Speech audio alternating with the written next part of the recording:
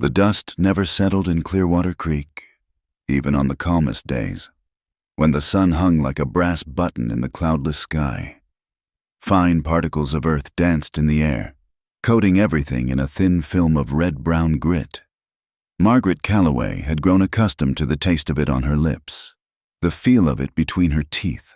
It was the taste of poverty, of endless struggle, of a life that seemed determined to grind her down as surely as the wind wore away the rocks.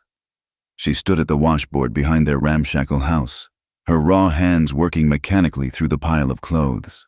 The lye soap stung the cracks in her skin, but she barely noticed any more. Pain had become as constant a companion as the dust itself. From inside the house came the sound of her brothers' voices, raised in yet another argument. Cards slapped against the wooden table, followed by the clink of coins. What few remained. "Damn your eyes, Thomas! That was my last $1. Should have folded when you had the chance. Henry, Lady Luck don't favor fools. Margaret's jaw tightened. 3 brothers she had, and not one of them worth the powder to blow him to hell. Thomas, the eldest at 32, had inherited their father's weakness for whiskey and cards. Henry, 2 years younger, possessed a mean streak that had only grown worse since their parents' deaths. And Samuel, barely 25, followed his brother's lead with the blind loyalty of a beaten dog. The screen door banged open, making her flinch. Thomas emerged, his face flushed with drink despite the early hour.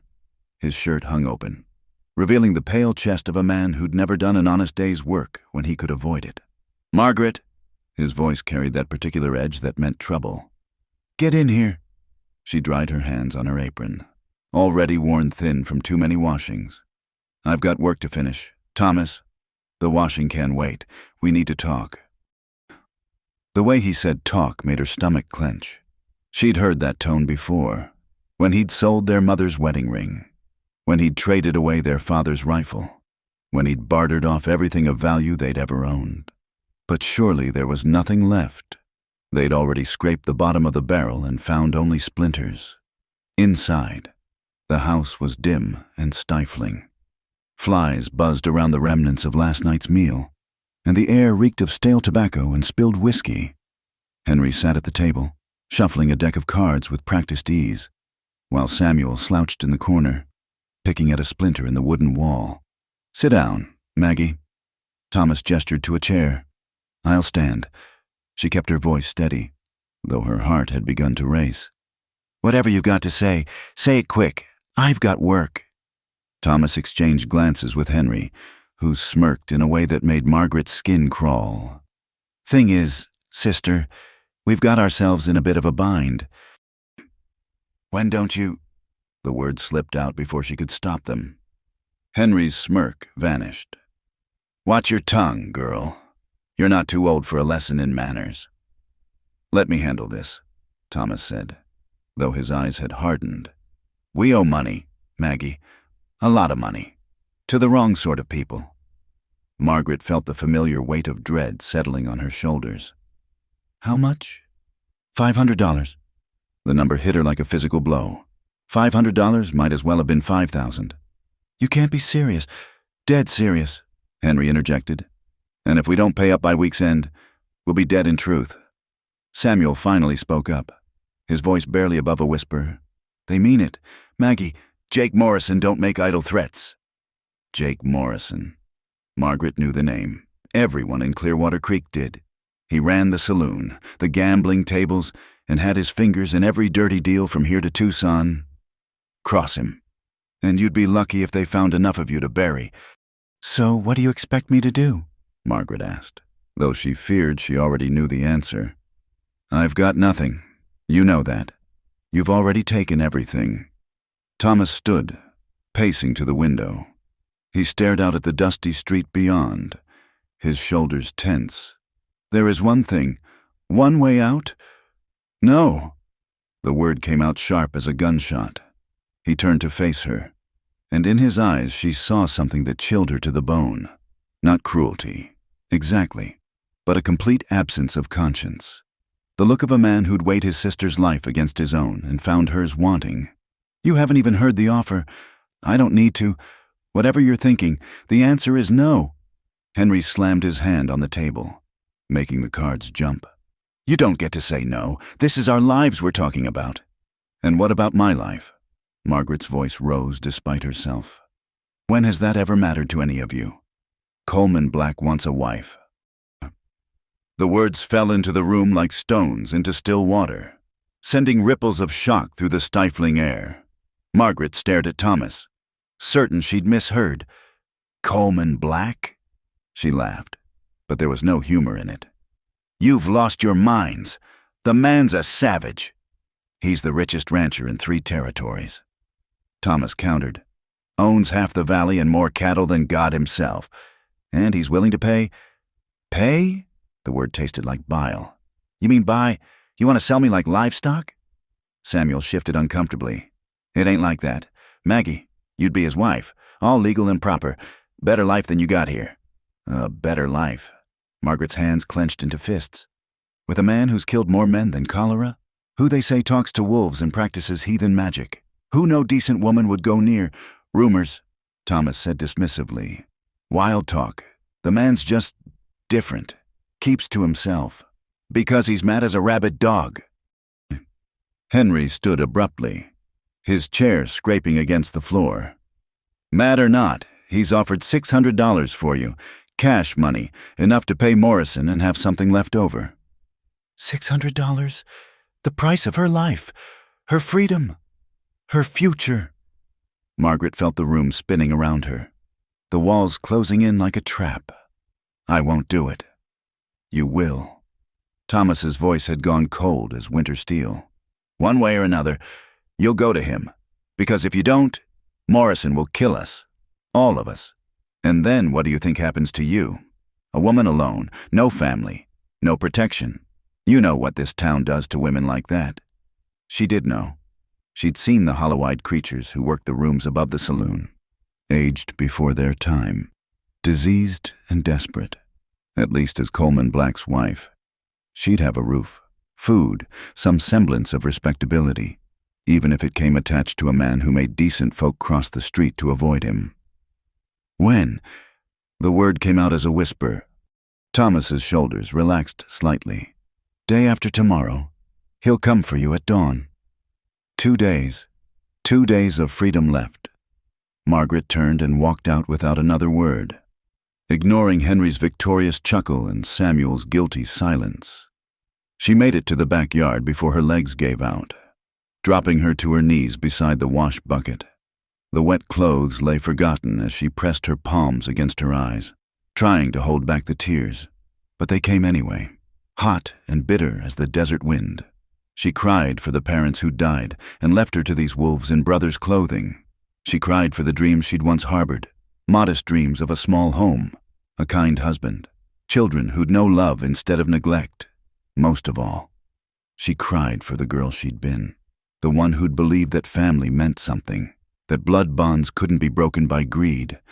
As the sun began its descent toward the horizon, painting the sky in shades of amber and blood, Margaret finally stood. She wiped her face with her apron and returned to her washing, movements mechanical but determined. If she had only 2 days left as Margaret Calloway, she'd spend them with her dignity intact. That night, after her brothers had drunk themselves into stupors, she crept out onto the sagging porch. The desert stretched endlessly before her, bathed in silver moonlight. Somewhere out there, Coleman Black waited in his fortress of a ranch, probably no more aware of her as a person than he would be of a horse he'd purchased sight unseen. The stars wheeled overhead, countless and cold, indifferent to human suffering. Margaret had never felt so small, so utterly alone. Yet, as she stood there, something stirred within her. Not hope exactly, but a kind of fierce determination. They could sell her body, force her into a stranger's bed, take away her name and her freedom. But there were things inside her they could never touch, never own. Her thoughts, her spirit, the core of who she was. She remembered her mother's words, spoken years ago when Margaret had asked why she stayed with their father despite his drinking and gambling. Sometimes, child, we women must be like the mesquite tree, We bend with the wind to keep from breaking, sink our roots deep where others see only barren ground, and find ways to bloom even in the harshest drought. Margaret hadn't understood then. She did now. A coyote howled in the distance, its cry echoing across the empty lands. Tomorrow would bring what it brought, but tonight, under the vast indifference of the stars, Margaret Calloway made a promise to herself. She would survive this. She would endure, and somehow, someday, she would find a way to be free, truly free, not just in body, but in soul. The wind picked up, carrying with it the scent of sage and distant rain. Change was coming, whether she willed it or not. All she could do was meet it with whatever courage she could muster, and pray that Coleman Black possessed at least a shred of the humanity the stories denied him.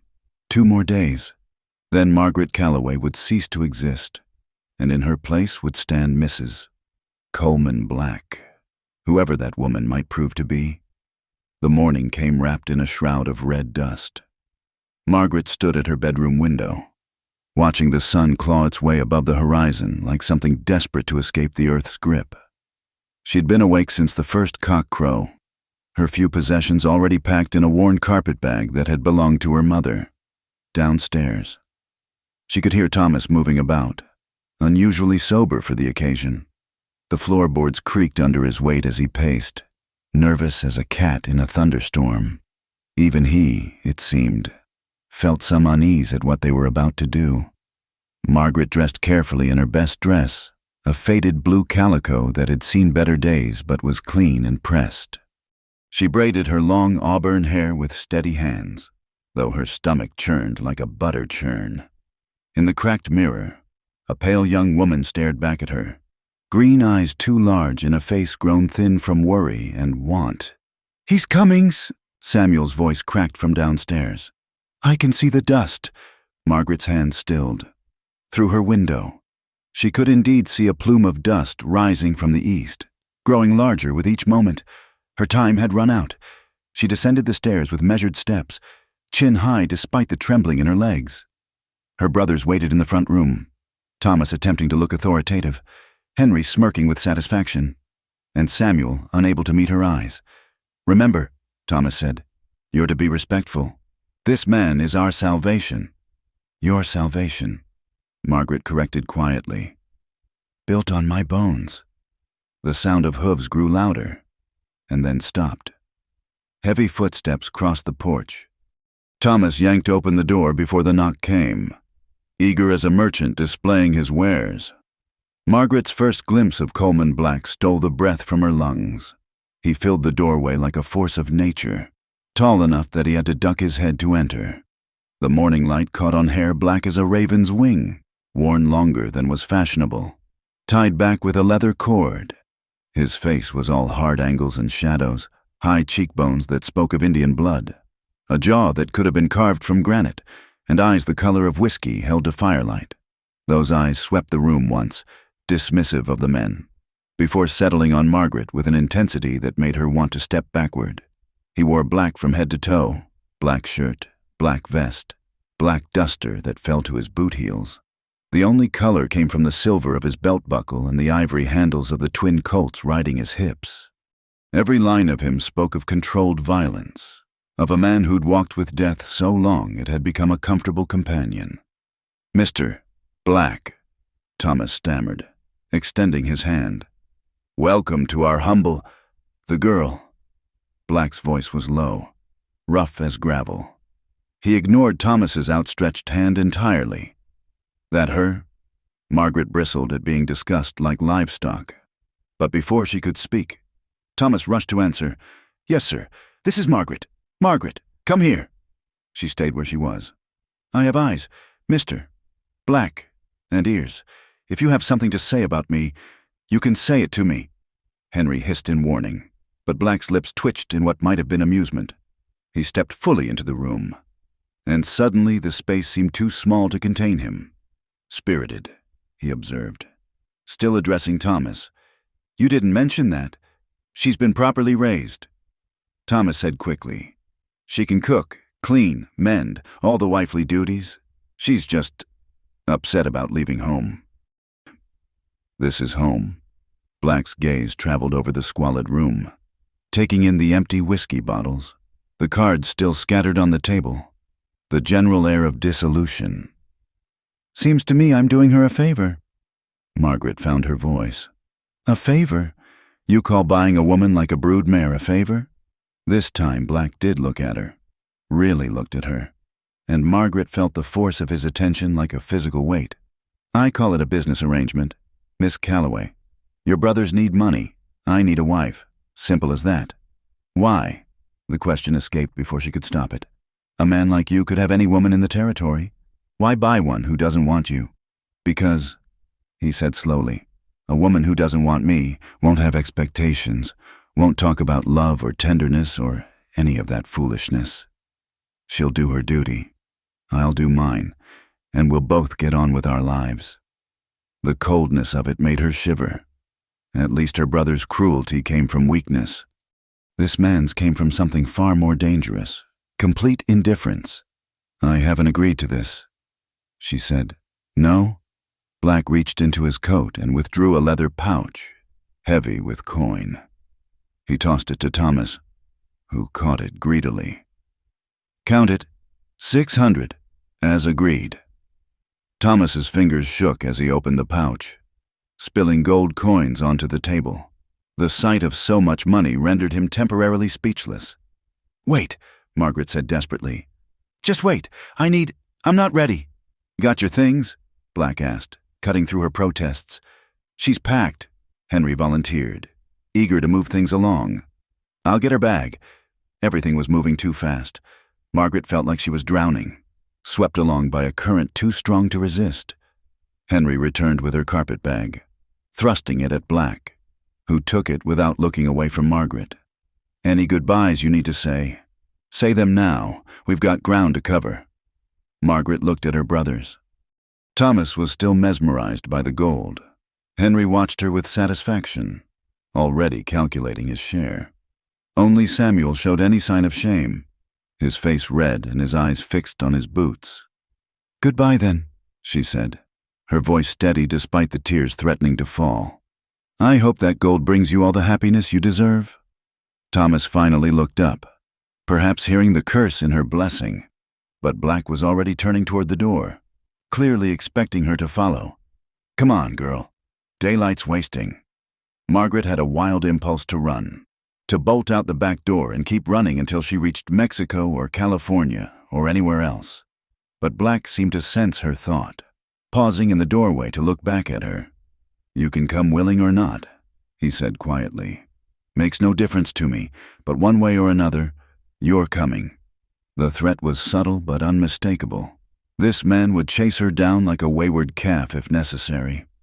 Margaret straightened her spine, lifted her chin, and walked past him out the door, determined to salvage what dignity she could. His wagon waited outside, a sturdy buckboard pulled by two massive draft horses. In the back sat a grizzled older man with skin like leather and eyes that missed nothing. This is Ezra, Black said, helping Margaret up onto the seat with surprising gentleness. He runs the household. Anything you need, you tell him. Ezra touched the brim of his hat. Ma'am. Black swung up beside her, taking the reins with practiced ease. The wagon lurched into motion, and Margaret couldn't help but look back one last time at the house that had been her prison for so long. Her brothers stood on the porch, Thomas counting coins, Henry grinning, Samuel waving uncertainly. Then they rounded a corner, and her old life disappeared behind a cloud of dust. The journey stretched before them, endless as nightmare. The sun climbed higher, beating down mercilessly, and Margaret pulled her bonnet forward to shield her face. Beside her, Black drove in silence, handling the team with an ease that spoke of long practice. The landscape changed as they traveled, the scattered buildings of Clearwater Creek giving way to open desert. Saguaro cacti stood like ancient sentinels, their arms raised in benediction or curse. Hawks circled overhead, riding the thermals with lazy grace. In the distance, mountains rose like broken teeth against the brilliant blue sky. Water, Black said eventually, passing her a canteen. Margaret drank gratefully, the lukewarm water tasting better than wine. "How far is your ranch?" "Half a day's ride. We'll be there by sunset." Half a day sitting beside this stranger who owned her now. Margaret searched for something to say, some way to understand the man she'd been sold to. "Why do you need a wife so badly you'd pay for one?" He was quiet so long she thought he wouldn't answer. Then, "Ranch that size needs a woman's hand. Been too long without one. You could hire a housekeeper. Hired help comes and goes. A wife stays, whether she wants to or not." He glanced at her then, those amber eyes unreadable. "You always this full of vinegar? When I'm being kidnapped. Yes, not kidnapping when money changes hands. That's commerce." The casual way he said it made her temper flare. "Then what am I? Your property?" "My wife. Or you will be. Once we reach the ranch. Judge Hartley will be waiting to make it legal." "Today?" Margaret felt panic rising again. "But I thought, I need time." "Time for what? To plan your escape? To hope your brothers grow consciences and come for you?" His laugh was harsh as a crow's call. "Best get those notions out of your head now, girl. You're mine, bought and paid for. The sooner you accept that, the easier this will be." Tears burned her eyes, but she refused to let them fall. Not in front of him, not ever. The sun reached its zenith and began its slow descent. They stopped once to rest the horses and eat a simple meal of jerky and hardtack. Margaret noticed how the animals responded to Black, coming to his whistle, standing quietly as he checked their hooves and adjusted their harnesses. Whatever else he was good with beasts. "You'll want to watch for rattlers," Ezra advised her as she stepped away to attend to personal needs. They liked the shade of the rocks. When they resumed travel, the landscape had begun to change again. The desert gave way to grassland, vast stretches of golden prairie that rippled like a sea in the wind. In the distance, she could see cattle, hundreds of them, maybe thousands, dark shapes moving slowly across the range. "There," Black said, pointing, "that's the beginning of my land." Margaret looked where he indicated and gasped. The ranch stretched as far as the eye could see, an empire of grass and sky. In the distance, backed by a range of purple mountains, she could make out a cluster of buildings, barns, corrals, and a house that looked more like a fortress than a home. "All this is yours? Every acre, every head of cattle, every blade of grass." There was pride in his voice now, the first real emotion she'd heard from him. "Took me 15 years to build this spread, started with nothing but a horse and a rope and too much stubbornness to quit." Despite herself, Margaret was impressed. Whatever else Coleman Black was, he'd built something remarkable here. As they drew closer, she could make out more details. The main house was built of stone and timber, 2 stories tall with a wide porch wrapping around 3 sides. It looked solid enough to withstand siege, with thick walls and windows placed high. Ranch hands moved about their business, stopping to stare as the wagon approached. "They're not used to seeing women here," Black said by way of explanation. "You'll be the first in a long while." A man emerged from the house as they pulled up, elderly, dignified, wearing the black coat of his profession. Judge Hartley. Margaret realized with a sinking heart. They really meant to do this today. Black helped her down from the wagon, his hand strong on her waist. For a moment they stood close, and she could smell leather and horse and something wild, like sage after rain. Then he stepped back, all business again. "Judge, appreciate you coming out. Coleman." The judge's eyes were kind as they rested on Margaret. "Miss Calloway, I presume?" She nodded, not trusting her voice. "This is highly irregular." The judge continued, looking between them. "Marriage is a sacred institution, not to be entered into lightly. I need to know this is what you both want." Margaret opened her mouth to protest, to scream that no, this wasn't what she wanted at all. But then she thought of her brothers, of the gold they'd already be spending, of what would happen if she refused now. Black wouldn't take her back. Her brothers wouldn't return the money. She'd be truly ruined then, cast out with nowhere to go. "It's what needs to be done," she said finally. The judge frowned but nodded. "Very well. Shall we proceed? And so, as the sun touched the horizon and painted the sky in shades of fire, Margaret Calloway became Margaret Black. The ceremony was brief, the vows traditional. When the judge pronounced them man and wife, Coleman brushed her cheek with the lips that were surprisingly soft, a kiss so quick she barely felt it. "Welcome home, Mrs. Black," he said, and the words sounded more like a prison sentence than a greeting. That night, she lay alone in a room larger than her entire family's house, listening to the unfamiliar sounds of her new home. Somewhere in the darkness, a wolf howled, long and mournful. Margaret pulled the covers higher and wondered if she'd simply traded one form of captivity for another. But at least here, she thought as sleep finally claimed her. The cages were gilded and the guards wore softer faces. Tomorrow would bring what it would bring. Tonight, she was too weary to care. The rooster's crow came too early, pulling Margaret from dreams of her mother's garden. For a moment, she forgot where she was. Then the unfamiliar weight of fine linen sheets and the size of the bed brought reality crashing back. She was Margaret Black now, wife to a stranger in a house that felt more like a fortress than a home. Pale dawn light filtered through heavy curtains. She rose, wrapping herself in the robe that had been laid out for her.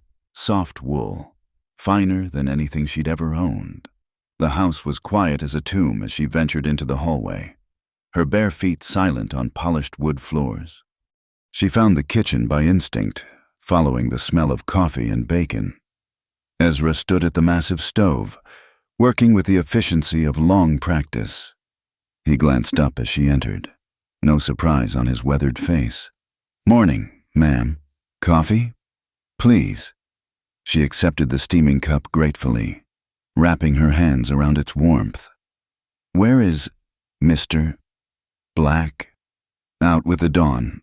Same as always, checking the herds, riding the boundaries. Man don't know how to rest." Ezra set a plate before her, eggs, bacon, biscuits with honey. "You'll want to eat up. Got a full day ahead." "What kind of day?" "Kind where you learn what it means to run a ranch house this size." His eyes were not unkind, but there was warning in them too. "Mr. Black don't hold with idleness. Everyone works here, from the lowest hand to the lady of the house." Margaret bristled. "I've worked every day of my life, Mr. "Just Ezra, ma'am, and I don't doubt it, but this ain't no 4-room shack in town. This house has 12 rooms, not counting the root cellar and smokehouse. There's meals for 20 men when they're all in from the range. Washing that never ends. Mending, cooking, preserving. Previous housekeeper left 6 months back, and we've been making do since." "Why did she leave?" Ezra busied himself with the stove. "Mr. Black can be particular. Takes a certain constitution to weather his moods." Before Margaret could ask what he meant, the back door slammed open. Coleman Black strode in, bringing with him the scent of horse and leather and morning air. His eyes found her immediately, taking in her nightclothes with an expression she couldn't read. "You're up. Good." He poured himself coffee, drinking it black and scalding. "Ezra will show you your duties. I'll expect dinner at 6 sharp. We eat in the dining room." "And where will you be?" The question came out sharper than she'd intended. He paused at the door, looking back. "Working. Same as you should be." Then he was gone, leaving Margaret staring after him with growing anger. Her husband of less than 12 hours, and he couldn't spare more than a handful of words for her? "Don't take it personal," Ezra said quietly.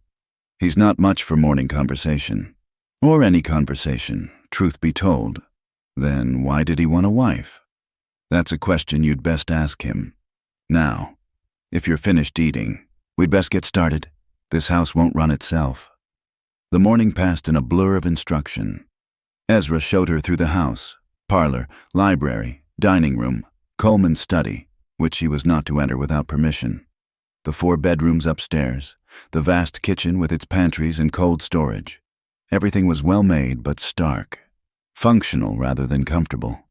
No pictures on the walls, no flowers in vases, no soft touches anywhere. "Bachelor's house," Ezra explained. "Mr. Black's mother died when he was young.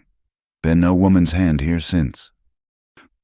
Margaret found herself studying the bare walls, the empty corners crying out for something, anything, to make them less austere. Would he mind if I made some changes? Can't say. You'd have to ask him. By noon, Margaret's head spun with all she'd needed to remember. The ranch hands began drifting in for the midday meal, rough men with sun-weathered faces who looked at her with curiosity and varying degrees of suspicion. She served them beef stew and cornbread, feeling their eyes follow her every movement. "So, you're the new Mrs. Black," one of them said, a young man with sandy hair and an easy smile. "Tom Garrett, ma'am. Pleased to meet you." "Mr. Garrett." She nodded politely, aware of the sudden tension in the room. "Best mind your manners, Tom," an older hand warned. "Boss finds out you're making eyes at his wife. You'll be picking your teeth out of the dirt." "Wasn't making eyes," Tom protested, but he dropped his gaze to his plate. Margaret escaped back to the kitchen, cheeks burning. Ezra glanced at her but said nothing, just handed her a bucket and brush. "Floors need doing," he said simply. She spent the afternoon on her knees, scrubbing floors that already looked clean to her eyes. Her dress, one of her few good ones, was soaked through with dirty water, her hands raw from the lye soap. This was no different from the work she'd done at her brother's house. Yet somehow it felt heavier here, weighted with the strange isolation of this place. The sun was slanting low when she heard boots on the porch. Coleman entered, hanging his hat on a peg by the door. His eyes swept over her, taking in her disheveled state, the bucket of murky water, the half-scrubbed floor. "You don't need to do that yourself. We have hands for such work." Margaret sat back on her heels, pushing a strand of hair from her face. "Ezra said everyone works here. Not like that." He frowned, and for a moment she thought she saw something, concern, guilt, flicker across his face. "Get up, get cleaned up. Dinner's in an hour." She stood stiffly, her knees protesting. "I haven't started cooking yet. Rosa will handle it tonight. She comes in from town to cook when needed." He paused at the stairs, not looking back. "Wear something suitable." Margaret stared after him, anger bubbling up again. Suitable? As if she had a wardrobe to choose from. As if she were some society lady with trunks full of gowns instead of a woman sold like cattle with nothing but the clothes on her back. She climbed the stairs to her room. Their room, technically, though Coleman had made no move to share it the night before. On the bed lay a package wrapped in brown paper. Inside, she found 3 dresses, simple but well made, in practical fabrics but with small touches of elegance. A note in stark handwriting read, "These should fit. More can be ordered. C.B." The gesture should have touched her. Instead, it made her feel more like property than ever, dressed up like a doll for his approval. Still, the dresses were finer than anything she'd owned, and she was practical enough to appreciate them even as she resented the giver. She washed and changed into a deep green dress that brought out her eyes, her hair, hopelessly tangled from the day's work. She pinned up as best she could. When she descended the stairs, Coleman waited in the dining room, changed into a fresh shirt, his hair still damp from washing. "Better," he said, pulling out her chair. Rosa, a plump Mexican woman with kind eyes, served them roasted beef with potatoes and greens. The food was excellent, but Margaret barely tasted it. They ate in silence, the clink of silverware on china the only sound. She studied him across the table, the way he cut his meat with precise movements, the controlled way he did everything, as if he feared what might happen if he ever let go. "Tell me about the ranch," she said finally, unable to bear the silence any longer. He looked up, seeming surprised she'd spoken. "What do you want to know?" "Everything. If I'm to be mistress here, I should understand how it works." Something that might have been approval flickered in his eyes. 20,000 acres, give or take, 3,000 head of cattle, 200 horses, 40 hands during roundup, 15 regular. We drive to Kansas come spring, sell to the eastern markets. And you built all this yourself. Started with a homestead claim and a lot of stubborn, bought out the neighbors when they gave up, fought off rustlers and Indians, survived droughts and floods and everything else this land could throw at me. His voice held pride, but also something else. A weariness, perhaps, or loneliness. Why here? Why this place? He was quiet for a long moment, staring at his wine glass. Man needs space, room to breathe without someone else's expectations closing in. Out here, the land don't care who your people were or what you've done. It only cares if you're strong enough to hold it. And are you strong enough? His eyes met hers, and she saw depths there that made her shiver. I'm still here, aren't I? After dinner, he disappeared into his study, leaving Margaret to explore on her own. She found herself in the library, running her fingers along the spines of books.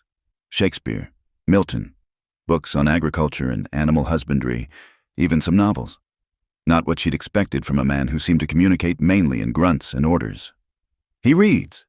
Ezra appeared in the doorway, carrying a lamp. Every night, when the work's done, man's got more education than you'd think. Hearing him talk. Went to university back east before he came west. What happened? Why did he leave? That's his story to tell. If he chooses, some things a man keeps buried for good reason. That night, Margaret lay in her bed listening to the sounds of the house settling. Somewhere below, she could hear footsteps, Coleman's heavy tread pacing back and forth. What kept him awake?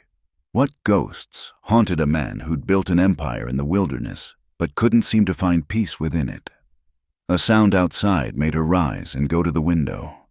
In the moonlight, she saw him standing in the yard, still as a statue. As she watched, a shape materialized from the darkness. A wolf, massive and gray, approaching without fear. Coleman extended his hand, and the beast sniffed it before melting back into the night. Margaret's breath caught. The stories were true. Then, he did speak with wolves. What kind of man had she married? And more importantly, what did he expect from her beyond cooking and cleaning and wearing suitable dresses to dinner? She returned to bed but found no sleep. Tomorrow would bring more work, more silence, more questions without answers.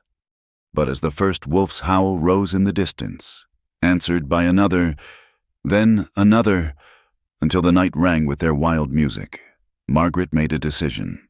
She would not be a ghost in this house, drifting through the days in silence. She would make Coleman Black see her, speak to her, treat her as more than just another acquisition for his empire, whether he liked it or not. She was his wife now, and Margaret Calloway, Margaret Black, had never been one to accept being ignored. The moon set, and darkness claimed the land. But in her heart, a small flame of determination flickered to life. She'd been sold. Yes, bought and paid for, but that didn't mean she had to be owned. Not by him, not by anyone, not ever again. The cattle rustlers struck at dawn, when the world balanced between night and day. Margaret woke to the thunder of hooves and the sharp crack of gunfire echoing across the valley. She flew to the window, heart pounding, in time to see riders streaming down from the northern ridge like a dark flood. Coleman was already gone. His side of the bed he'd never shared cold to the touch. Through the window, she saw him mounting his black stallion, shouting orders to the hands who poured from the bunkhouse, still pulling on boots and checking weapons. "Stay inside!" Ezra burst through her door, a rifle in his gnarled hands. "Lock the doors. Keep away from the windows. This could get ugly." But Margaret had spent too many years being told to hide, to cower, to let men handle the dangerous work. She dressed quickly in a split skirt she'd found in the wardrobe, practical for riding, and headed for the door. "Where do you think you're going?" Ezra blocked her path. "Those are our cattle they're stealing, aren't they? This ranch belongs to me too now. Mr. Black will have my hide if Mr. Black isn't here." She pushed past him, surprising them both with her determination. "And I won't sit idle while thieves raid our land." In the barn, she found Tom Garrett saddling horses for the pursuit. He gaped at her appearance. "Mrs. Black, you can't—" "Saddle me a horse. Tom, a steady one." "Ma'am, I really don't think—" "Now, Tom." She'd learned that tone from Coleman himself, quiet but brooking no argument. He saddled a mare for her, a steady paint named Buttercup. Margaret had been riding since childhood, one of the few pleasures her father had allowed, and she swung up with practiced ease. Tom mounted his own horse, clearly torn between duty to protect her and fear of Coleman's wrath. They rode hard toward the sound of conflict. The main herd had been grazing in the eastern pasture, and the rustlers were trying to cut out a sizable portion, driving them toward the canyon passes where pursuit would be difficult. Coleman and his men were fighting to turn the cattle back, the air thick with dust and gun smoke. Margaret had never seen anything like it. Men on horseback wheeled and fired. Cattle bellowed and milled in confusion. And over it all, Coleman's voice rose like thunder, directing his men with sharp commands. He sat his horse like he'd been born to it. Twin colts spitting fire as he drove into the thick of the fight. A rustler broke free from the melee, driving a dozen head toward the canyon. Without thinking, Margaret spurred her horse to intercept. The mare responded beautifully, stretching out into a full gallop across the broken ground. She had no gun, no plan beyond stopping the theft, but anger drove her forward, anger at these men who would steal what Coleman had worked so hard to build, what was now hers to protect as well. The rustler saw her coming and turned in the saddle, raising his pistol. Time slowed to a crawl. Margaret saw the black bore of the gun swing toward her, saw the man's finger tighten on the trigger, and knew with cold certainty that she was about to die. The shot never came. Coleman appeared like an avenging angel, his horse slamming into the rustler's mount. The two men went down in a tangle of limbs and leather. They rolled apart, both reaching for their guns, but Coleman was faster. His shot took the rustler in the shoulder, spinning him around before he collapsed. Coleman turned on Margaret, his face a mask of fury. "What in the hell are you doing out here?" Before she could answer, another rider bore down on them, a rustler who'd circled back. Coleman's guns were empty. No time to reload. Margaret acted on instinct, grabbing a coiled rope from her saddle and swinging it like a club. It caught the man across the face, knocking him from his horse. Coleman stared at her for a heartbeat, something unreadable flashing across his features. Then the battle swept over them again, and there was no time for words. They fought side by side as the sun climbed higher, Margaret using her horse to help turn the stolen cattle back toward the main herd, while Coleman and his men gradually gained the upper hand. She'd never felt so alive, blood singing in her veins as she wheeled and dodged through the chaos. By the time it was over, 4 rustlers lay dead, 3 more captured, and only a handful of cattle lost. The ranch hands looked at Margaret with new respect as she helped drive the herd back to safer pastures, her dress torn and dusty, her hair wild around her face. Coleman said nothing until they were back at the ranch. Then he cornered her in the barn, still vibrating with barely controlled anger. "You could have been killed. So could you." She met his gaze steadily, refusing to back down. "Those were our cattle, our ranch. I had every right." "Right." He stepped closer, and she could smell gunpowder and sweat and that wild sage scent that was uniquely his. "You think marriage gives you the right to get yourself shot? I think marriage makes us partners. Or is that not what you intended when you bought yourself a wife?" Something dangerous flashed in his eyes. "Partners? You want to be my partner? I want to be something more than furniture you dust off for dinner." They stood there, breathing hard, the air between them crackling with tension. Then Coleman did something unexpected. He laughed, not the bitter sound she'd heard before, but something genuine, almost surprised. "Furniture doesn't usually brain rustlers with a lasso. I was improvising. You were lucky. Lucky I was there. Lucky that rope connected. Lucky you didn't catch a bullet." The anger was fading from his voice, replaced by something that might have been concern. "Don't do that again. Then teach me to shoot." "What? If I'm going to help defend this ranch, I should know how to do it properly. Teach me to shoot, to ride like your men do, to work cattle. Make me a real partner, not just a decoration." He studied her for a long moment, and she could see him weighing options, calculating risks. "You have any idea what you're asking?" I'm asking you to see me as more than property, to trust me the way I'm trying to trust you." The word trust seemed to affect him strangely. He turned away, running a hand through his dust-caked hair. "Fine. Lessons start tomorrow at dawn, but if you're not ready to work harder than you've ever worked in your life, don't bother showing up." That night at dinner, there was a new energy between them. Coleman actually spoke without being prompted, telling her about the Rustlers, a gang that had been plaguing the territory for months, growing bolder as they sensed weakness in the smaller ranches. "They'll be back," he said, cutting into his steak with precise movements. "Men like that don't give up easy. We bloodied them today, but their kind holds grudges. Then we'll be ready for them." He looked up at that "we," and she saw approval in his amber eyes. "You did well today. Foolish. But well, where'd you learn to ride like that?" "My father, before the drinking got bad, he used to take me out on the plains. Said a woman should know how to handle a horse as well as any man."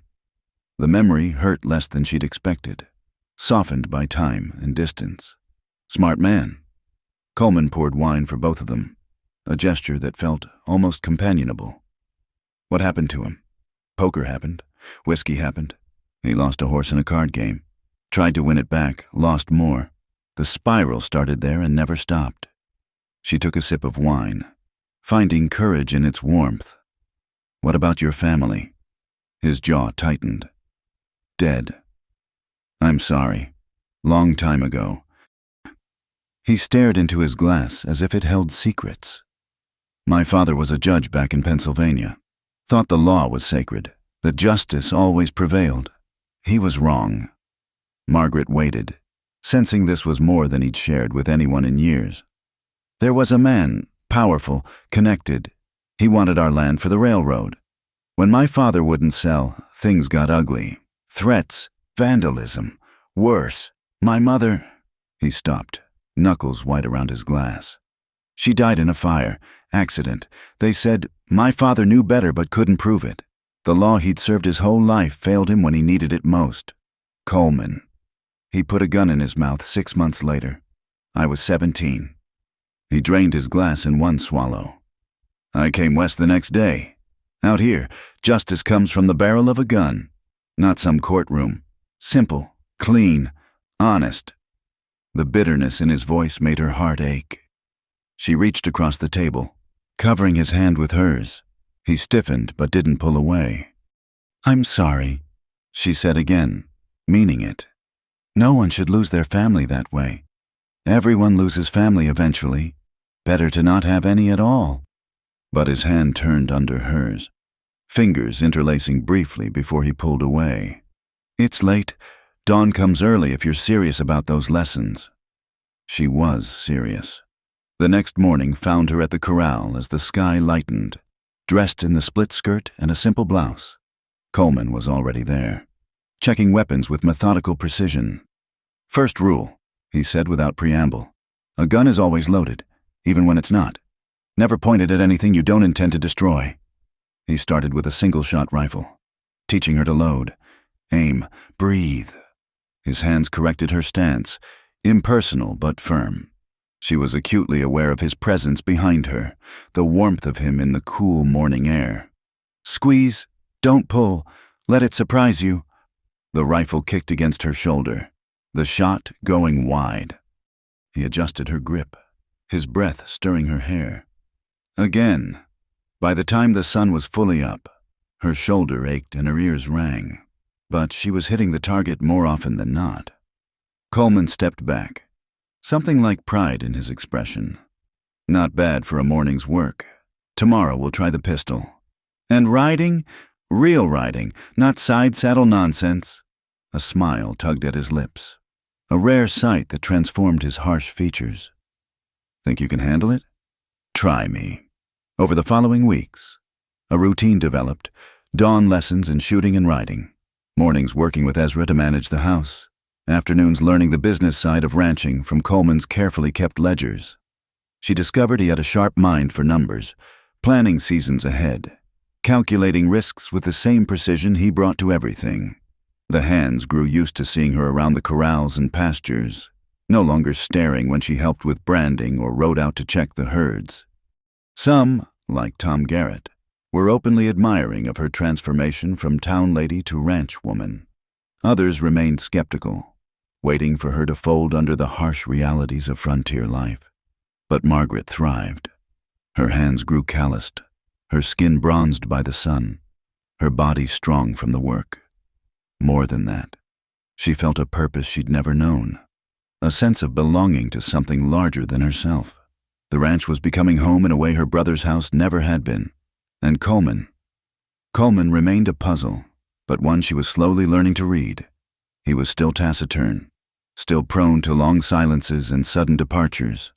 But there were moments, a shared smile over her improving marksmanship, a brush of hands as they worked side by side, conversations by the evening fire that stretched longer each night, when she glimpsed the man beneath the armor. One evening, as they sat on the porch watching the sunset paint the mountains purple and gold, she found the courage to ask, "Why did you really want a wife, Coleman? And don't say for cooking and cleaning. Rosa could do that." He was quiet so long she thought he wouldn't answer. Then, "A man builds something. He wants to know it'll outlast him. This ranch. It needs more than one lifetime to become what it could be." "Children," she said softly. "You want children?" "Heirs," he corrected, but there was something vulnerable in the way he said it. "Someone to carry on when I'm gone. Someone who'll understand what this place means. And that's all? Just breeding stock?" He turned to look at her then, and in the dying light, his eyes seemed to glow. That was the plan, yes. Was. Instead of answering, he stood abruptly. "Early start tomorrow. We're moving the herd to the south pasture." But as he passed her chair, his hand briefly touched her shoulder, a gesture so unexpected, so gentle, that it made her breath catch. She sat in the gathering darkness long after he'd gone inside, wondering if she was imagining the way the walls between them seemed to be crumbling, stone by careful stone. Change was coming to the Black Ranch, slow as spring thaw, but just as inevitable. And Margaret found herself both thrilled and terrified by what that change might bring. The letter arrived on a Tuesday, carried by a dust-covered rider who wouldn't meet Margaret's eyes. She knew before opening it that the news would be bad. Good news never required such haste or generated such discomfort in the messenger. Her hands trembled slightly as she broke the seal, recognizing Thomas's crude handwriting. "Sister, we are in dire straits. Morrison wants his interest. Says the original debt wasn't full paid. Demands another $300 or he'll come collecting personal. You know what that means. Your husband's got deep pockets. Time to dip into them. We'll be at the Silver Dollar in Clearwater come Friday. Don't disappoint. Your loving brothers." Loving brothers. The words tasted like ash. Margaret crumpled the letter, rage and fear warring in her chest. She'd thought herself free of them, had begun to believe she could build something new here. But the past had teeth, and it seemed determined to sink them into her newfound peace. "Bad news?" she startled. Coleman stood in the doorway of the kitchen, his expression unreadable as always. He'd been out since before dawn, checking the fence lines, and still carried the scent of sage and horseflesh. "My brothers." She smoothed out the letter, handed it to him. "They want more money." His eyes scanned the words, his jaw tightening with each line. "Morrison's interest," he said flatly. "They didn't pay the full debt with my money. Or they're lying, spent it all and now need more." Margaret turned to the stove, needing something to do with her hands. "I'm sorry. I know you already paid." "You're not going." The finality in his voice made her turn back. "They're still my brothers. They sold you." His voice was dangerously quiet, like livestock, and now they want to milk that sale for more. You don't owe them anything. If I don't go, they'll come here. The thought of Thomas and Henry contaminating this place she'd begun to think of as sanctuary made her feel sick. "I won't have them bringing their poison to our home." Our home. The words slipped out without thought, but she saw Coleman register them, something flickering in his amber eyes. "Then I'll go," he said. Have a conversation with your brothers about the finality of our arrangement. No. The word came out sharper than intended. You don't know them. They're cowards when cornered. Cowards with guns. And Morrison? She shuddered. Morrison plays for keeps. If they owe him, he'll collect one way or another. Coleman moved closer, and she realized he was reading her fear. The unspoken memories of what men like Morrison did to those who couldn't pay. His hand lifted as if to touch her, then dropped. You're my wife, he said quietly. That means your troubles are mine now. We'll go together. Coleman. Together, or I go alone. Those are your choices. She saw the steel in him then, the immovable will that had carved a ranch from wilderness. This wasn't a man who bent easily, who could be swayed by tears or pleas, but beneath that hardness, she thought she glimpsed something else, protectiveness, perhaps even caring. Together then, she agreed. They set out before dawn on Friday, Coleman insisting on bringing 4 of his best men despite Margaret's protests that it would look like intimidation. Good, he'd said. Let them be intimidated. The ride to Clearwater took most of the day. Margaret found herself both dreading and anticipating the return to town. Part of her wanted to show them all, her brothers, the townspeople who'd whispered about her sale, that she'd not only survived, but thrived. The other part wanted only to finish this business and never look back. As they entered the dusty main street, she became aware of the figures she and Coleman cut together. Him in his customary black, sitting his horse like a king, radiating controlled danger. Her in a deep burgundy riding dress he'd had made for her, split skirt allowing her to ride astride. Her posture straight despite the knot in her stomach. They looked like what they were, a power to be reckoned with. The silver dollar squatted on the street like a diseased toad, paint peeling, windows grimy with years of neglect. Even at midday, the sounds of drunken laughter and argument spilled onto the street. Margaret's skin crawled with memories, fetching her brothers from this very establishment, enduring the leers and crude comments of its patrons. Stay close, Coleman murmured as they dismounted. To his men, he said, watch the horses and the exits. Inside, the saloon was a cave of smoke and sour beer. Margaret spotted her brothers immediately. Thomas holding court at a corner table. Henry sprawled beside him. Samuel fidgeting nervously with a glass. They weren't alone. Jake Morrison sat across from them, flanked by 2 men who had guns written all over them despite their attempt at casual poses. Morrison saw them first, his piggy eyes lit with interest, traveling over Margaret in a way that made her feel dirty. Well, the blushing bride returns, and with the infamous Coleman Black, this is an unexpected pleasure. Coleman moved slightly, placing himself between Morrison and Margaret. The subtle shift spoke volumes, and Morrison's smile grew wider. Heard you paid well for her. Black, your taste always did run to quality merchandise. Watch your tongue, Coleman said softly, or lose it.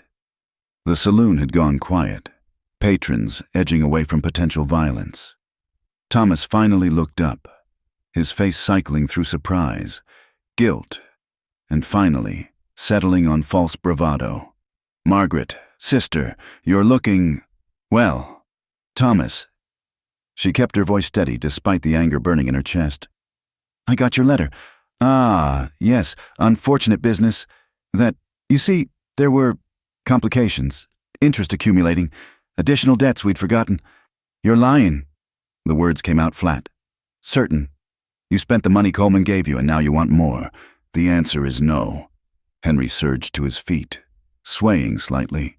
Now see here, you ungrateful. He never finished. Coleman moved faster than thought, his hand closing around Henry's throat, lifting him half off his feet.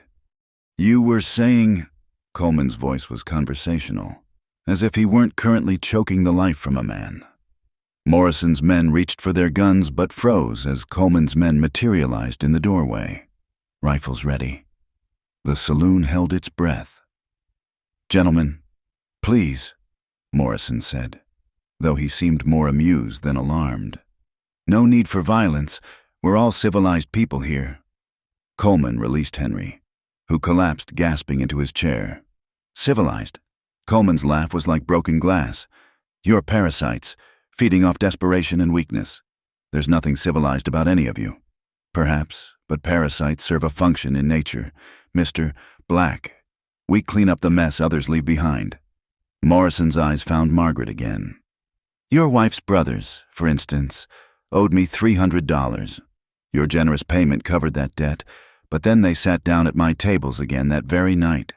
Lost another $200, plus interest, of course. The debt stands at $300 again. Funny how that works. Margaret closed her eyes briefly. Of course they had. Given the chance at a fresh start, they'd immediately squandered it. Just as they'd squandered everything their parents had left, everything she'd tried to save. Show me the markers, Coleman demanded. Morrison produced them with a flourish, IOUs in Thomas's shaky hand.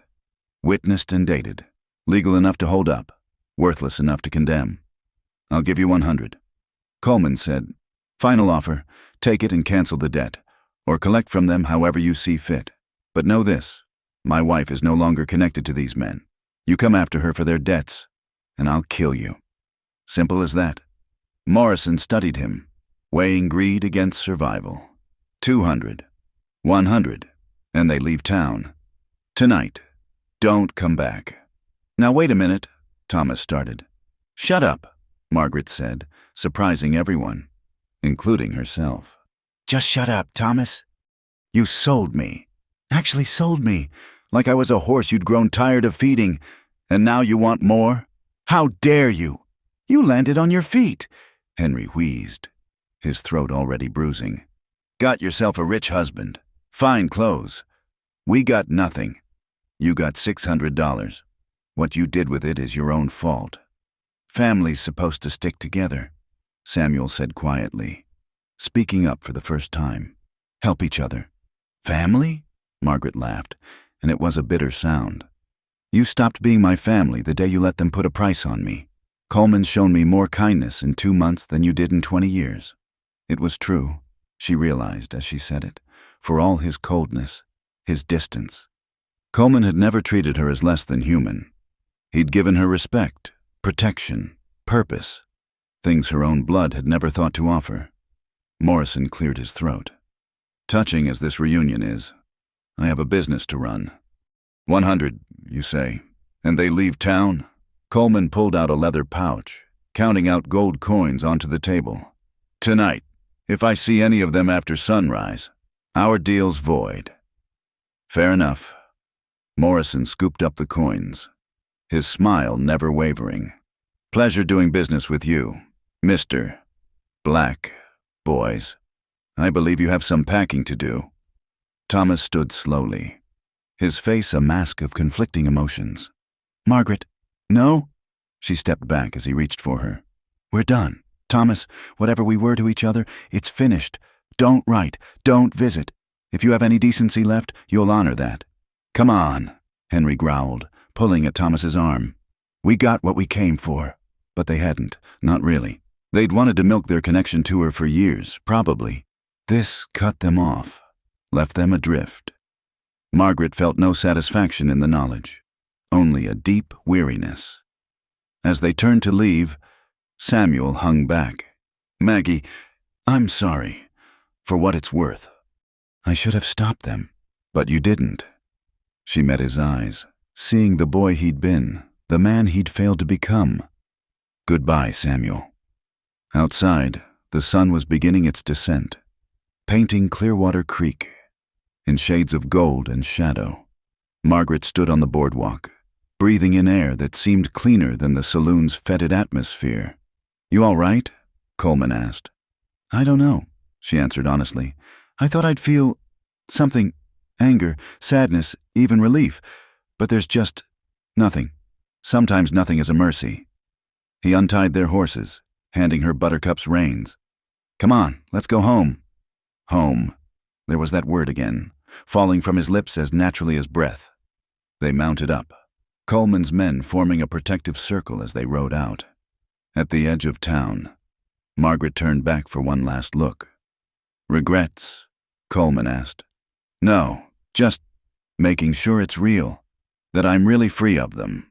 You are, I promise you that. They rode in comfortable silence as the miles unwound beneath their horses' hooves. The sun set in spectacular fashion, painting the sky in shades of fire and wine. As darkness fell, they made camp by a small spring, Coleman's men efficiently setting up tents and starting a fire.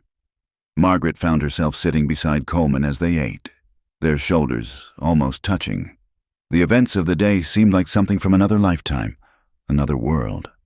Thank you, she said quietly, for coming with me, for handling them. They're lucky I only handled them. His voice carried a dark edge. When I think about what they did to you, it brought me to you, she said without thinking, then felt heat rise in her cheeks. I mean, to the ranch, to a better life. He turned to look at her, firelight dancing in his eyes. Is it better? Yes. The answer came without hesitation. Whatever else you are, Coleman Black, you're not cruel. You don't treat me as less than... That alone makes you better than they ever were. That's a low bar to clear. Maybe, but you clear it all the same. They sat in silence, but it was different from their early silences. This one felt full of possibility, of things unsaid but not unfelt, when she shivered in the cooling night air. He shifted closer, not quite touching but sharing warmth. There's something I should tell you, he said eventually. About Morrison. He won't let this go easy. Men like him, they hold grudges. He'll honor the deal. He's too smart not to, but he'll remember being backed down. Might cause trouble later. Then we'll face it when it comes. She surprised herself with the confidence in her voice. Together. Together. He agreed. And she thought she heard something like wonder in his voice. That night, as she lay in her tent listening to the fire crackle and the horses shift, Margaret felt something inside her settle. A chapter of her life had closed today, ugly and painful but finished. Tomorrow, they'd return to the ranch, to the life they were building stone by stone, day by day. She thought of Coleman, probably still awake, keeping watch as he always did, protecting what was his with fierce dedication. And she was his now, not as property. She was beginning to understand, but as something more complex, partner, companion, perhaps, eventually, something even deeper. The stars wheeled overhead, eternal and unchanging, but here on Earth, everything was in flux, and for the first time in her life, Margaret welcomed the change. The storm arrived without warning, as storms in the desert often did. One moment the sky was clear, stars scattered like spilled diamonds across black velvet. The next, clouds boiled up from the horizon, swallowing the moon and bringing with them a wind that howled like all the demons of hell. Margaret woke to the sound of thunder cracking overhead, so loud it seemed to split the very air. Lightning illuminated her room in stark, white flashes, revealing the curtains whipping frantically at windows she'd left open for the evening breeze. She rushed to close them, fighting against the wind that wanted to tear them from her hands. Rain began to lash against the glass, not the gentle rain of eastern storms, but the violent downpour of the desert, months of moisture released in minutes. A different sound made her freeze, the panicked screaming of horses. The barn, some of the mares were due to foal, and a storm like this could send them into dangerous panic. Margaret threw on her robe and boots, not bothering with proper dress. The hallway was dark, but another lightning flash showed Coleman's door standing open. His room empty. Of course he was already out there. Probably had been the moment the storm began. She flew down the stairs and out into the tempest. The wind hit her like a physical blow, driving rain that stung like needles. She could barely see 3 feet ahead, but she knew the path to the barn by heart now, had walked it countless times over the past months. The barn doors stood open, banging against their frames. Inside, she could hear horses crying out, hooves thundering against stall walls. A lantern swung crazily from a beam, casting wild shadows. "Coleman!" she called, but the wind tore her voice away. She found him in the far stall with Duchess, one of his prize mares. The horse was down, sides heaving, eyes rolling white with fear and pain. Coleman knelt beside her, his hands gentle on her swollen sides, but Margaret could see the tension in his shoulders. "Foal's turned wrong," he said without looking up. "She's been laboring too long." Margaret dropped to her knees beside him, heedless of the straw and mud. "What can I do?" "Hold her head. Talk to her. Keep her calm if you can." Margaret cradled the mare's head in her lap, stroking the sweat-dampened neck, murmuring soothing nonsense. Duchess's eyes found hers, dark and liquid and full of an ancient female understanding, the fear and pain of bringing life into the world. Coleman worked with focused intensity, his large hands surprisingly gentle as he tried to reposition the foal.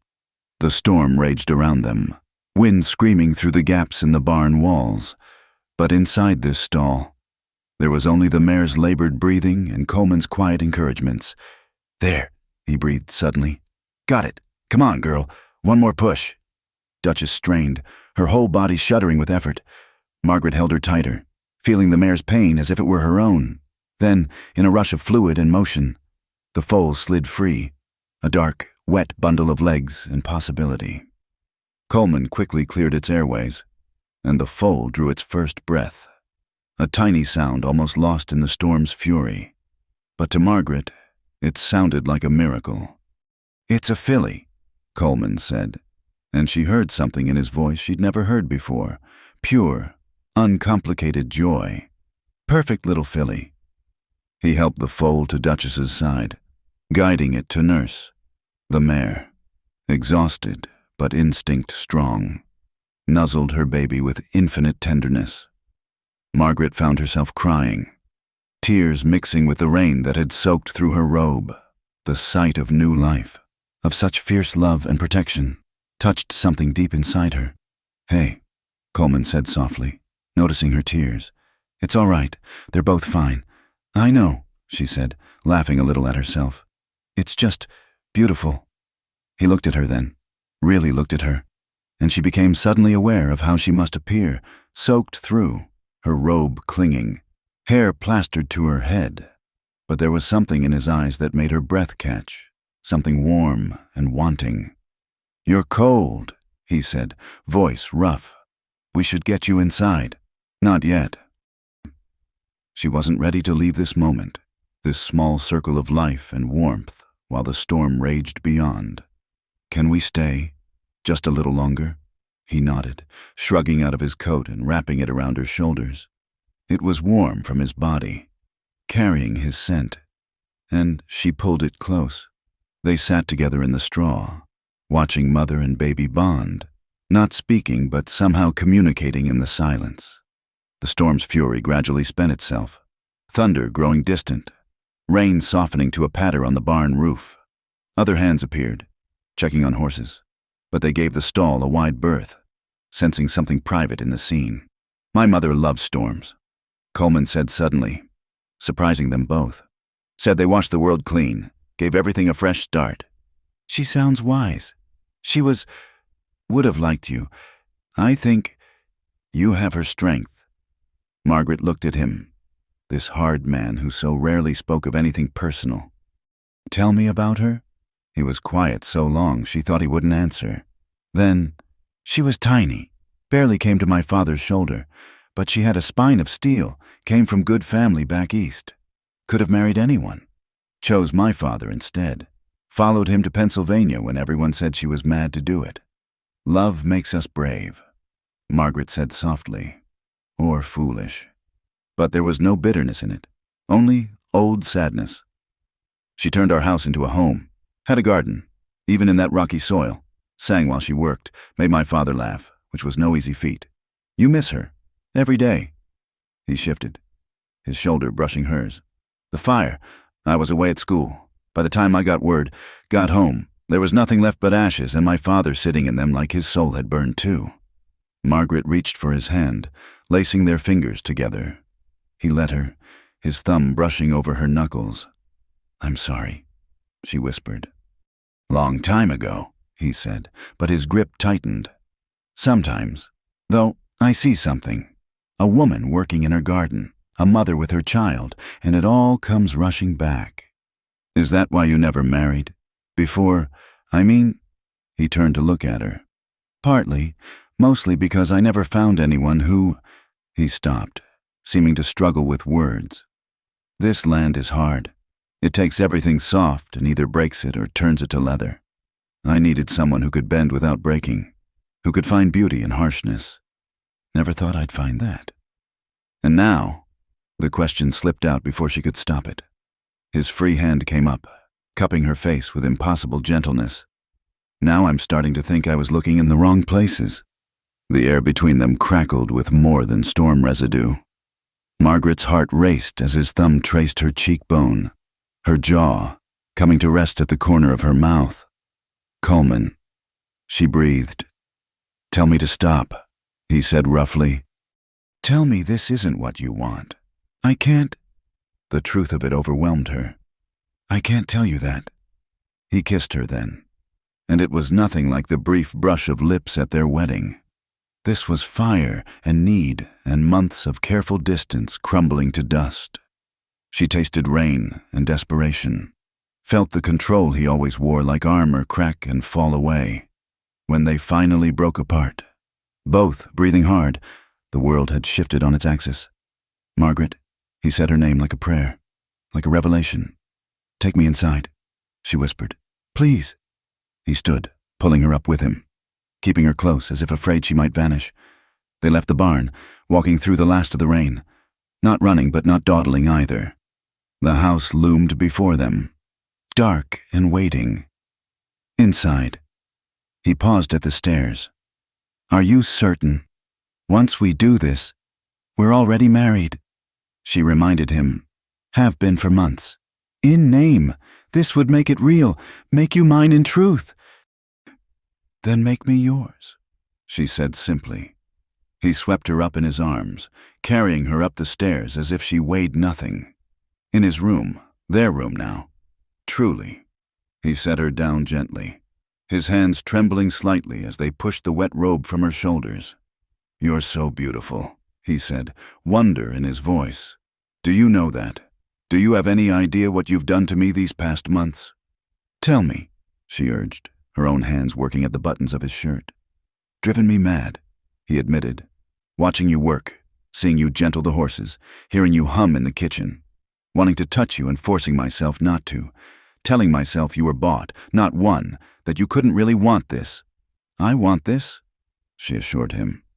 I want you, not because you bought me, but because you freed me, showed me I could be strong. They came together like the storm itself, wild and necessary, washing away months of careful distance. He was gentle despite his hunger, treating her like something precious even as passion consumed them both. And when the storm finally passed, leaving them tangled together in the aftermath, Margaret understood what home truly meant. It wasn't walls and a roof. It wasn't even safety from those who would harm you. Home was this, lying in the arms of someone who saw all of you, darkness and light, and chose to hold on anyway. I love you, Coleman said against her hair, the words seeming to surprise him. Didn't mean to, tried not to, but there it is. I love you too, she replied, meaning it with every fiber of her being. Not because you saved me, because you let me save myself. They lay quiet then, listening to the gentle rain that followed the storm's fury. Outside, the world was washed clean, ready for new growth. Inside, two hearts that had been islands unto themselves finally found their harbor. The foal, Margaret said suddenly. We should check on them. Ezra's with them, Coleman assured her, pressing a kiss to her temple. Let someone else keep watch for once. It was a new concept for him. She realized. Trusting others. Letting go of constant vigilance. She snuggled closer, marveling at the peace in his face, the way years seemed to have fallen away. What are you thinking? She asked. That my mother was right. He said, storms do wash things clean, give fresh starts. And what are we starting fresh? He rolled to face her, his expression serious. Everything. This marriage, this ranch, this life. If you're willing, I'm willing, she promised. They sealed it with another kiss, slow and deep and full of promise. Outside, dawn was breaking, painting the rain-washed world in shades of gold and rose. It was a new day, in more ways than one. And in the barn, a little filly took her first wobbly steps, guided by her mother's gentle encouragement. Life went on, renewed and vibrant. On the Black Ranch, Margaret thought of the girl she'd been, sold and hopeless, sure her life was over. How wrong she'd been. It hadn't been an ending at all. It had been a beginning. The attack came at dawn, when the world was painted in shades of gray and rose. Margaret woke to the thunder of hooves and Coleman's voice, sharp with urgency. Get dressed. Get armed. Now. She rolled from bed, hands already reaching for the rifle he'd taught her to use. Through the window, she could see them, 40 riders or more, spreading across the valley like a plague of locusts. Morrison's men. She realized with a sick lurch, but more than he'd ever commanded before. He'd gathered an army. Coleman was already dressed, strapping on his gun belt with practiced efficiency. They're after the herd in the south pasture, probably figure to drive them into the canyon, make off with half our stock before we can respond. But that's... She did quick calculations. That's near 1,000 head. Worth dying for, in Morrison's mind. He checked his rifles, movements sharp and economical. Stay in the house. Ezra will. No. She was already pulling on her riding clothes. We've been through this. I'm not hiding while you fight for our ranch. This isn't rustlers taking pot shots. Margaret, this is war. Then we'd better win it. He stared at her for a heartbeat, and she saw him weighing protection against pragmatism. They were outnumbered badly.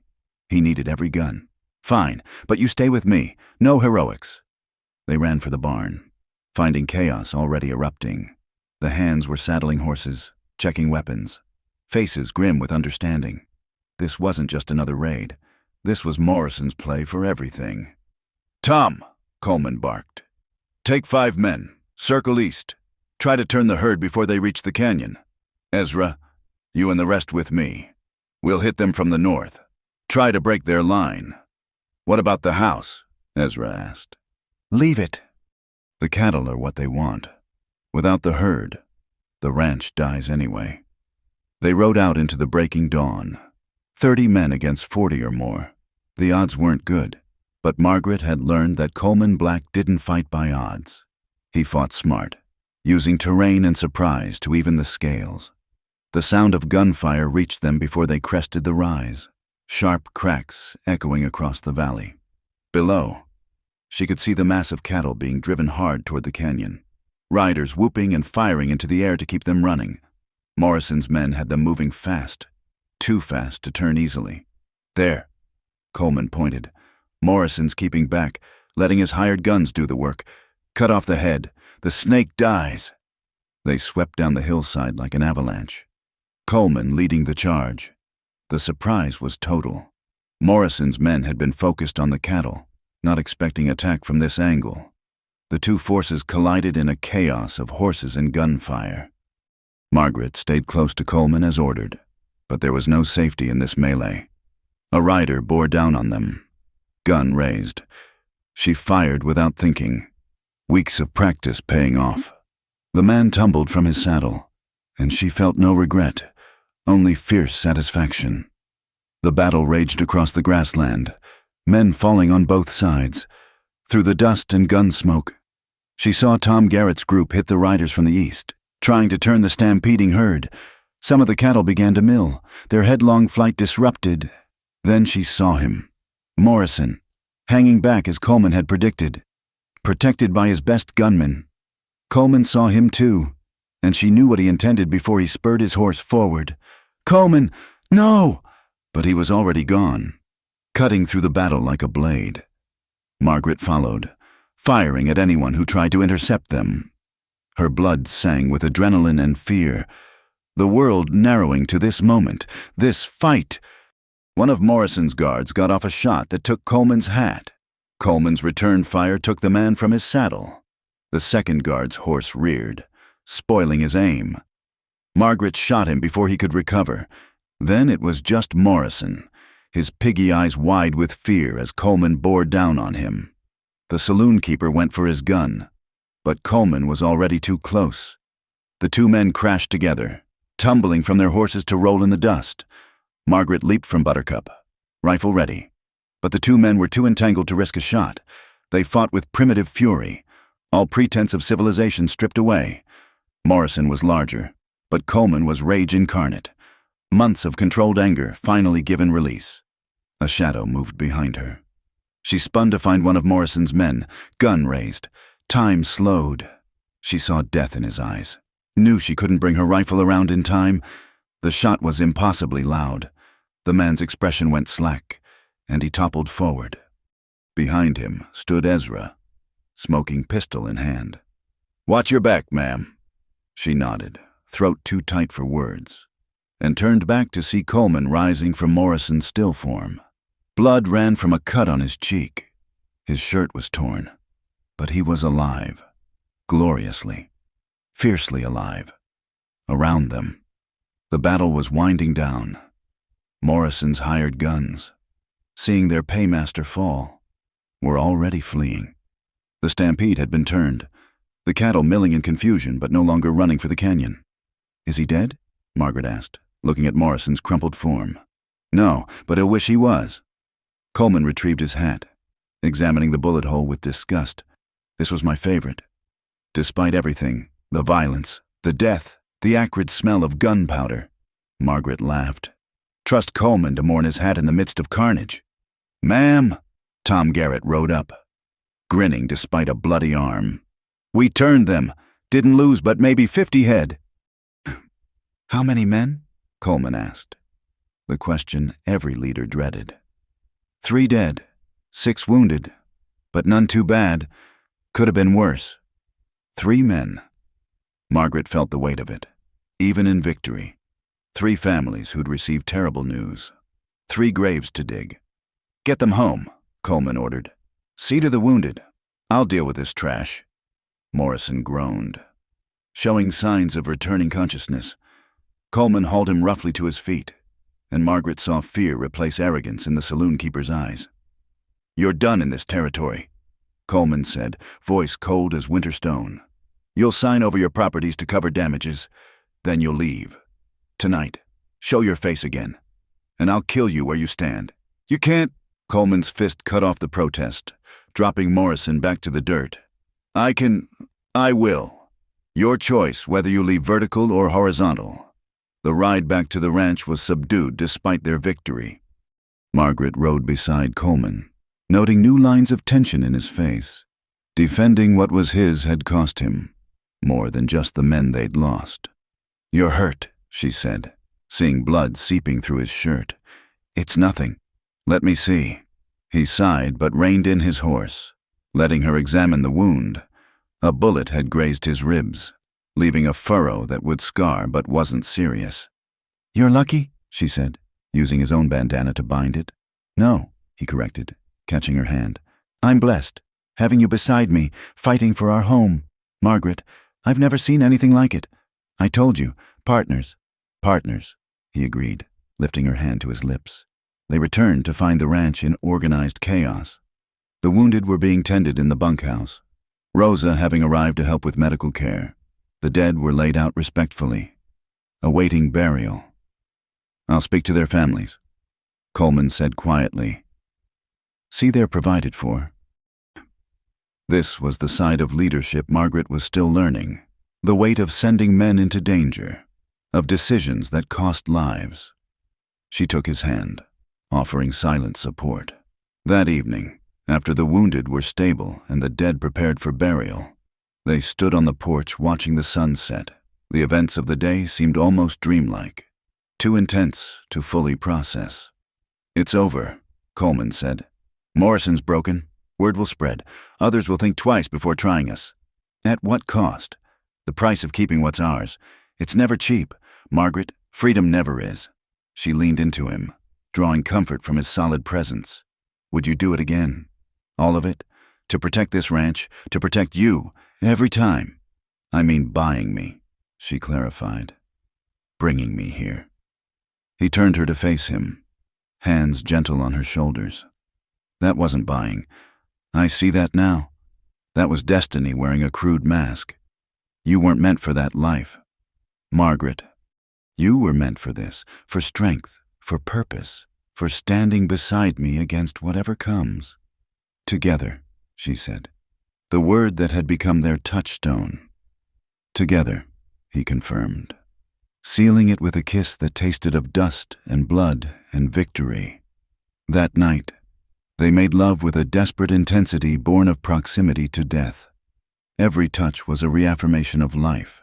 Every whispered word a promise that they'd survived, would continue to survive. "I could have lost you today," Coleman said against her skin, his usual control shattered.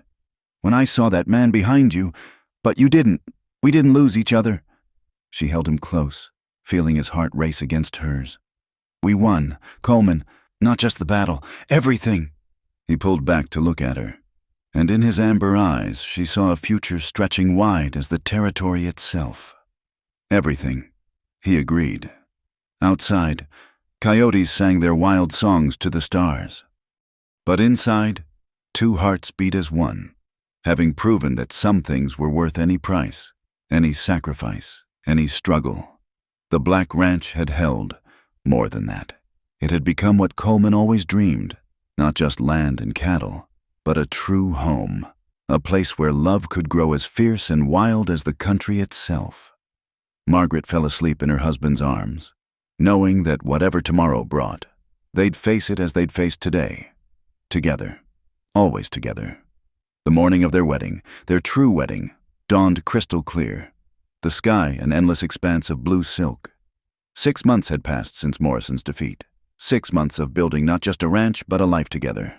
Now, Margaret stood before the mirror in her room, hardly recognizing the woman who stared back.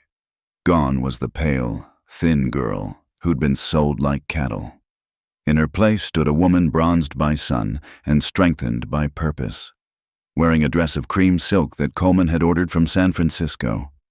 Rosa fussed with her hair, weaving small white flowers from the desert into the auburn strands. "You are radiant, Senora," Rosa said, stepping back to admire her work. "Senor Black will lose his words when he sees you." Margaret laughed. Coleman never has many words to lose. But that had changed too, hadn't it? The silent, brooding man she'd married had gradually opened like a flower in the desert, revealing depths she'd never imagined. He still wasn't given to flowery speeches, but he spoke to her now, really spoke, sharing dreams and fears and memories. A knock came at the door. "Margaret?" Ezra's voice. "It's time." She took a deep breath, smoothing her skirts. This was what they'd decided, to have a real wedding. One entered into freely, witnessed by the community they'd fought to protect. The whole territory had been invited, and from her window she could see wagons arriving, people gathering on the lawn they'd prepared. Outside, the ranch had been transformed. Tables groaned under the weight of food. Lanterns hung from every available surface, and a small altar had been erected beneath the great cottonwood that shaded the main house. It was simple but perfect. Exactly what she'd dreamed. Tom Garrett waited to escort her, his arm in a sling from their battle, but his smile bright. "Ready, Mrs. Black?" "Ready to become Mrs. Black properly," she corrected, taking his offered arm. The assembled crowd turned as she appeared, but Margaret had eyes only for Coleman. He stood at the altar in a black suit that emphasized his broad shoulders, his usually wild hair tamed for the occasion, but it was his expression that stopped her heart. Wonder and love and a vulnerability he'd never shown in public before. Judge Hartley waited at the altar, the same man who'd married them that first time, but everything else was different. This time, when he asked if she came of her own free will, her yes rang out clear and strong. This time, when Coleman took her hands, they were steady and sure. "Margaret," Coleman said, having insisted on speaking his own vows, "you came to me in darkness, both of us bound by circumstances we didn't choose, but you became my light, my partner, my salvation. You showed me that strength isn't about standing alone. It's about standing together. I promise to spend every day proving worthy of the trust you've placed in me." Margaret blinked back tears, squeezing his hands. "Coleman, you gave me freedom when you could have given me a cage. You saw me not as property, but as a person, capable of standing beside you. You taught me to shoot, to ride, to fight, but more than that, you taught me to believe in myself. I choose you not because I must, but because I cannot imagine any other life than one spent by your side." When Judge Hartley pronounced them husband and wife, the kiss Coleman gave her was neither brief nor proper. It was a claiming and a promise, deep enough to make several of the older ladies fan themselves and the cowboys whoop with appreciation. The celebration that followed was like nothing the territory had seen. Tables were laden with beef from their own herds, vegetables from the garden Margaret had coaxed from the desert soil, and cake that Rosa had labored over for days. Musicians played, couples danced, and for one perfect day, the hardships of frontier life were forgotten. "Happy?" Coleman asked as they swayed together. Neither particularly skilled at dancing, but not caring. "Beyond words," Margaret assured him. "Though I'm surprised you agreed to all this. It's not exactly your style. You've changed my style," he said simply. "Besides, I wanted everyone to see what I see, that Margaret Black is no bought bride, but a woman who chose her life and her man freely." As if summoned by his words, a commotion arose near the tables. Margaret turned to see 3 familiar figures hovering at the edge of the celebration, hats in hands. Her brothers, thinner, worn. But there, Coleman's hand went immediately to his gun, but Margaret stopped him. "Let me." She approached them, head high, aware of every eye upon her. Thomas stepped forward, looking far older than his years. "Margaret, we heard about the wedding, the real one. And we wanted to say," he struggled, pride warring with something that might have been genuine regret. "We were wrong. What we did. You deserved better from us." Henry, surprisingly, spoke up. "You look well, happy. That's good." Samuel held out a small wrapped package. "It was Ma's. Thought you should have it." Margaret unwrapped it slowly, revealing her mother's silver hairbrush, the one beautiful thing from their childhood. Her throat tightened. "Thank you," she said quietly. "We're leaving." Thomas said, "California, fresh start. Just wanted to see you once more, make things, if not right, at least not so wrong." Margaret looked at these men who'd been her family, who'd failed her so completely. She felt Coleman's presence behind her, solid and protective, but also waiting, letting her handle this her way. "I forgive you," she said finally. "Not for your sake, but for mine.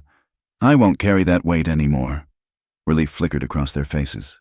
They nodded, turned to go. Then Thomas looked back. "Be happy, sister. I already am." They left then, 3 shadows from a past that no longer had power over her. Coleman's arm came around her waist, pulling her close. "That was well done," he murmured. "They're my past," she said. "You're my future." It seemed important to make peace with one to fully embrace the other. The celebration continued until well past sunset, lanterns casting golden light over laughing faces. Children ran between tables, couples danced, and stories were shared of the battle with Morrison, growing more dramatic with each telling. As the evening wound down, Coleman stood, raising his glass. The crowd quieted. "6 months ago," he said, his deep voice carrying clearly, "I was a man alone, building an empire with no one to share it with. Then Margaret came into my life, and everything changed. She stood beside me against rustlers and storms, fought for this ranch as fiercely as any man here, but more than that, she's made this place a home." He turned to her, and the love in his eyes made her breath catch. "So I ask you all to raise your glasses to my wife, Margaret Black, the strongest, bravest, most beautiful woman in the territory, and the only one fool enough to take on a wild man like me." The toast was drunk with enthusiasm, cheers ringing across the desert. Margaret stood, pulling Coleman down for another kiss that set off more whooping. Later, As they stood on their porch watching the last wagons disappear into the darkness, Margaret leaned into her husband's embrace. "No regrets?" he asked, echoing their conversation from months ago. "None," she assured him. "Though I do wonder what would have happened if Thomas hadn't gotten into debt. If you'd never come to buy a wife, I'd have found you anyway." Coleman said with such certainty it made her shiver. "Some things are written in the stars. Margaret, we were always meant to find each other.